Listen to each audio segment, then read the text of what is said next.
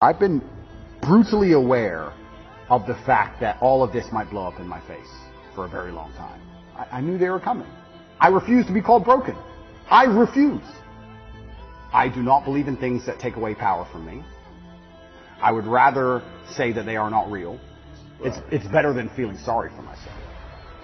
The flavor of life is pain, and I will eat all of it. And it doesn't matter if they put me back in jail or not. Can you defeat the Matrix by fighting it? Or can you only defeat the Matrix through love? Ready to break the internet, friend?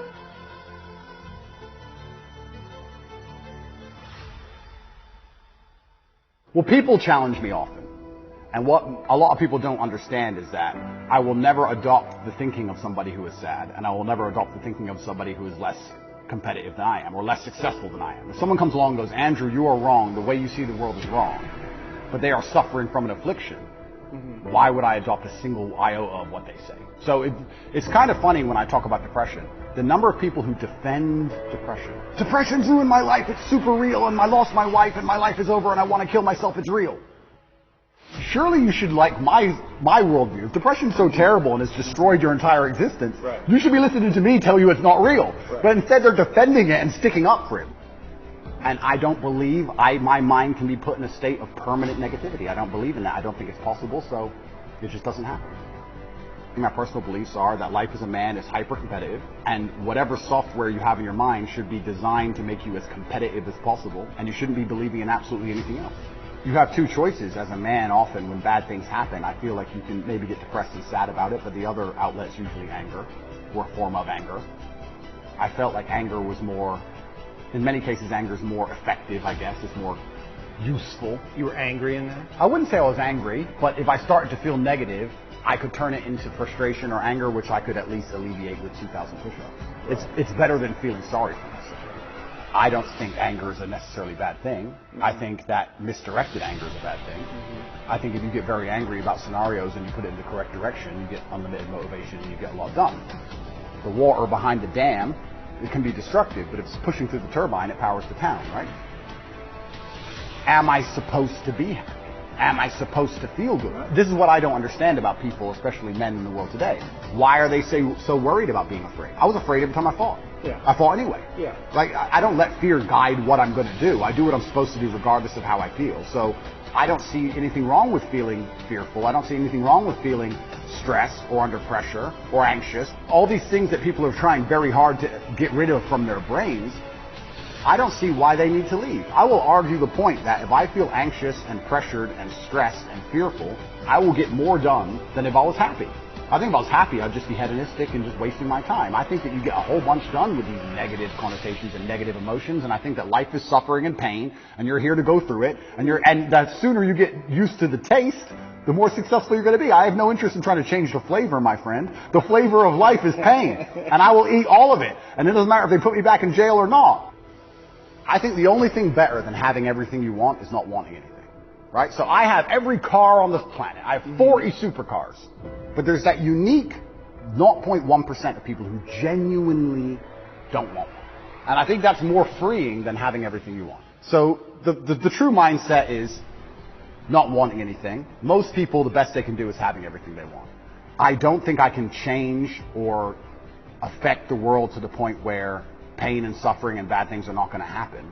So isn't it best if I just enjoy all of that? Doesn't that make me as powerful as possible if I say, oh yeah, okay, this is going to suck, good. I mean, I do it when I fight. The more he hurt me, the more I want to hurt him back. The more he hurt me, the better it felt. The more powerful I felt, the more he hit me. Because then it's my turn. If I can't stop him from punching me, and I'll do my best, but if I can't, then surely you should learn to enjoy it, right? I don't think you can stop life from hitting you, and I don't think you can stop life from giving you unexpected surprises, and I don't think you can stop yourself from feeling sometimes sad or anxious or upset. So I think the best mindset you could adopt is finding that engaging and exciting. I'm not going to lie to you. I'm not a coward. I don't care if I don't sleep again for the rest of my life. I refuse to take any fucking pill, and I refuse to sit and have my mind altered by anything I do not control. I don't care if I have nightmares for the rest of human time. As long as I'm in charge of my mind, I'm in charge of my life. If God decides that I don't need nightmares anymore, I'll fathom out how to stop it. If God decides I need to wake up in the middle of the night in a sweat fearful or afraid they're coming to get me, then that's God's plan for me, and that's what I'm going to deal with. I'm not a coward. I'm not afraid of any of these things. This is one of the things I think a lot of men out there struggle with, is they're so worried and afraid of bad feelings. And to me, that's just showing that you've had an easy life. Like, there's real people out here who are trying to kill you. There's people out here who put a knife in your neck. You're scared of what? Feeling sad? Who cares? Like, there's real problems. What are you worried about feeling sad for? Who gives a shit? But I also don't believe that there's any light without dark. It's yin and yang for a reason. I don't think that I can just become the most Googled man on the planet, become monumentally successful, and make hundreds of millions of dollars, and nothing bad's going to come from it. I think that would be hubris. I've been brutally aware of the fact that all of this might blow up in my face for a very long time. And I think that's why jail didn't cause me pain. I knew they were coming. I was saying on every single podcast before I went to jail, they're going to try and put me in jail. I knew it. There's a lot of people who find me threatening, not because of necessarily what I say, but just how sure I am in my convictions and the way I present myself and in my monumental success. They find that overall threatening. The same way a rabbit will find a tiger threatening. It doesn't know why. It's just like, it just wants to run away from it. And it's not my intention to save everybody. I have no intention of trying to convince everybody to like me. My intention is to try to speak to the people out there who know what I'm saying is the truth. You are either at war against the injustice and against the lies, or you're at war with your own mind when you believe they're garbage. It is impossible for a man to believe the crap they want you to believe and be a happy, functioning adult. It's impossible. If you believe the shit that's on the television as a man, you're going to be miserable. I can guarantee everyone who dislikes me is an unhappy person because their minds are enslaved. I don't see myself as a weak person. I don't see myself as a person who can fail. People said to me in jail, "How did you handle that?" What else can I do? Not handle it? What does that look like? I'm gonna bang my head on the wall like a dummy? Am I gonna have a breakdown and just be a pile of mush? All you can do is handle it. I don't believe I'm Superman. I just believe that I do not fail. And because you have no weaknesses, doesn't mean you can't lose, right? You can be strong in all realms and still lose. There are world champion boxers who have no weakness. They do everything right and they lose fights, right? So I'm not saying I'm invincible. I'm just saying if you ask me to name my weakness, I can't think of one. All this complete subjectiveness, this mush they're trying to create, is done on purpose to confuse us. I like the idea of right and wrong. I like the idea of not having a choice. If you're hungry and you walk in to buy a sandwich and there's 100 sandwiches, it takes 10 minutes. If there's one sandwich, isn't life easier? I believe that emotional energy is a lot like a bucket of water. And then you have a bunch of different holes you can pour it down. So I believe if you wake up one day and you feel particularly depressed, you don't feel depressed. You just have a lot of emotional energy that day. Some days you don't have that much emotional energy and life's pretty calm. But some days you wake up and you have this big bucket of water. And the superpower is deciding not to not feel the energy, but to decide which emotion you're going to put it in. And then if you want to be hyper successful as a person, you have to be very careful to avoid the happy hole. Because happy is what everyone thinks they would choose. If you had this emotional energy and could choose any emotion, you'd choose happy. But if you choose happy, you don't get much done. What do you choose? I would choose proud.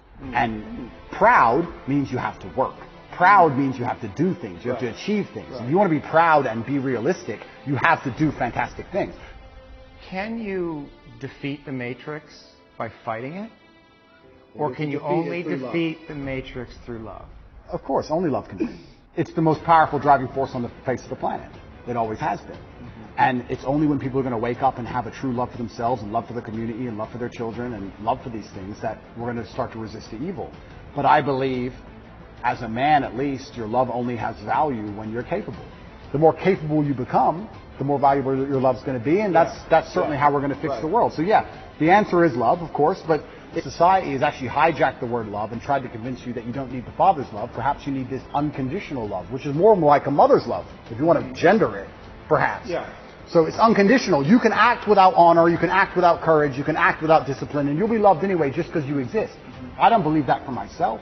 I believe if I remove all my morality, I will not just be loved by default, not by my family, not by God, not by society. I don't believe that. And the people who do believe that, who think I should be loved just for existing, regardless of how I act and what I think, those are some of the most evil people on the planet. I agree with you. Father's love is important, but love in and of itself has boundaries. Love is strict. Love is hard. Love is a hard emotion. Love is, no, you have to do this. So love wins, but not in the way that people think love. They've hijacked the word love and convinced people that love means, I tolerate everything. That's not love.